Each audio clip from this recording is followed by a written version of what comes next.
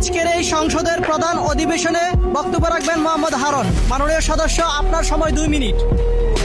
ধন্যবাদ মাননীয় স্পিকার। মাননীয় স্পিকার, আজ আমি সংসদ সদস্য হিসেবে নয়, একজন সাধারণ মানুষ হিসেবে কথা বলতে দাঁড়িয়েছি।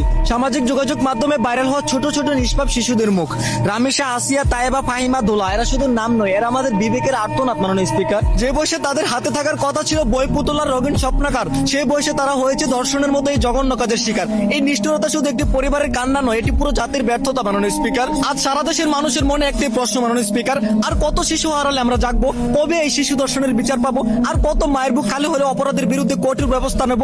একজন দর্শক কোনো সাধারণ মানুষ হতে পারে না। যারা শিশুদের নিষ্পাপ জীবন নষ্ট করে তাদেরকে দয়া দেখানো মানে মানবতার সাথে বিশ্বাসঘাতকতা করা। তাদের ছাড় দেওয়া মানে দেশের হাজারো ধর্ষণকারীদের সাহস বাড়িয়ে দেওয়া। মাননীয় স্পিকার, দেশের মানুষ আজ বিচার চায়, দ্রুত বিচার, কঠোর বিচার। মানুষ চায় এমন শাস্তি যা দেখে ভবিষ্যতে কোনো পশুর সাহস না হয় একটি মেয়ের দিকে কুদৃষ্টি দেওয়ার। মাননীয় স্পিকার, কাল দেখলাম ছিনতাইকারীর ছুরির আঘাতে এক র্যাব সদস্যের মৃত্যু। যে দেশের আইনের লোকদের জীবনের কোনো নিরাপত্তা নেই, সে দেশের সাধারণ জনগণের কিভাবে নিরাপত্তা পাবে? কিভাবে বাঁচবে তারা? পুরো জাতির পক্ষ থেকে আপনার কাছে এটা আমার প্রশ্ন। মাননীয় স্পিকার, আজ এই সংসদে থাকা দেশের প্রতিটি অভিভাবক, শিক্ষক, প্রশাসন ও তরুণদের কাছে আমার একটা আবেদন, দেশ ও দেশের মানুষদের নিরাপত্তায় রাখুন, অপরাধীদের কঠোর শাস্তি দিয়ে দেশে শান্তি ফিরিয়ে আনুন। ধন্যবাদ মাননীয় স্পিকার।